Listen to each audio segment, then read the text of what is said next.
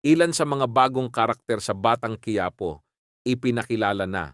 Tanggol naghahanda na sa pagpunta sa mansyon ng mga Montenegro.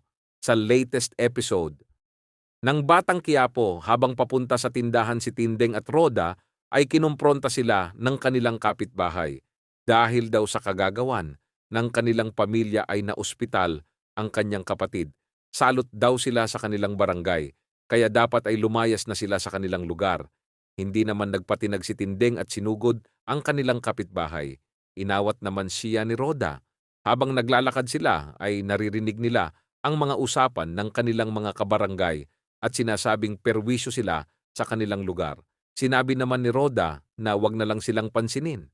Sa paglalakad nila ay may nakita silang mga pulis na ipinagtatanong kung kilala nila ang nasa larawan. Ang sabi ng mga pulis ay kasama ni Tanggol ang taong nasa larawan nung nagkabarilan. Sinabi naman ng mga kapitbahay na hindi nila kilala ang taong nasa larawan at wala si Tanggol nung mangyari ang gulo. Tinanong ng mga kapitbahay kung sinong nagsabi na kasama si Tanggol nung nangyari ang gulo.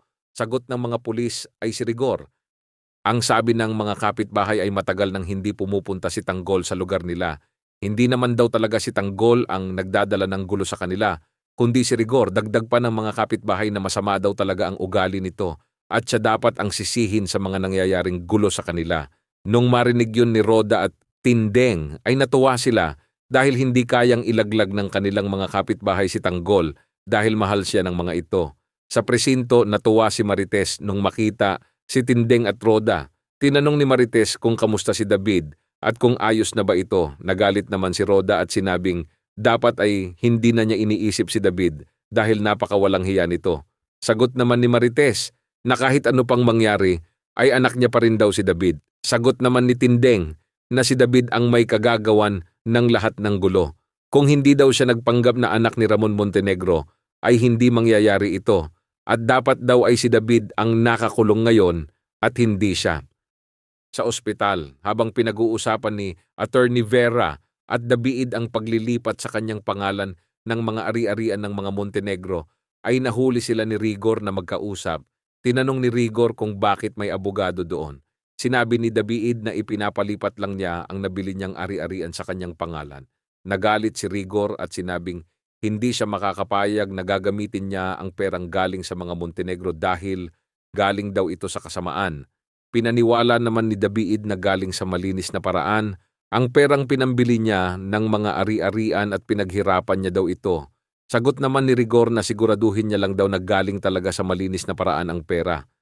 Sa mansyon, naghihintay na si Ramon sa pagdating ni Tanggol pero hindi siya mapalagay dahil baka hindi ito dumating. Sabi naman ng kanyang ama na magtiwala lang siya na darating si Tanggol dahil hindi niya daw maitatanggi ang tunay niyang pagkatao. Samantala, nag-aalala naman ang tropa ni Tanggol na baka iwan niya ang mga ito kung sakaling tanggapin na siya ng mga Montenegro. Pero sinigurado ni Tanggol na hindi niya iiwan ang mga ito kahit na anong mangyari. Sa isang lugar sa Quiapo ay makikita ang isang grupo na nag-uusap-usap. Ito ay grupo ng mga tirador at pinag-uusapan nila na mahina ang kanilang dilihensya sa Quiapo dahil mauutak na ang mga tao dito. Nagbabalak na lang. Silang bumalik na lang sa Divisoria na kanilang baluarte.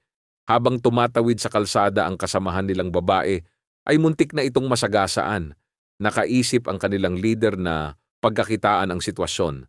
Hiningan niya ng pera ang driver ng sasakyan para daw sa pangpa-ospital pero hindi pumayag ang driver dahil alam niyang modus lang yon. Nagpumilit pa rin ang leader na humingi ng pera. Sinabi naman ng driver na kasama niya ang mayor sa sasakyan. Dito na natigilan ang leader nung malaman niya na si mayor ang nakasakay sa sasakyan.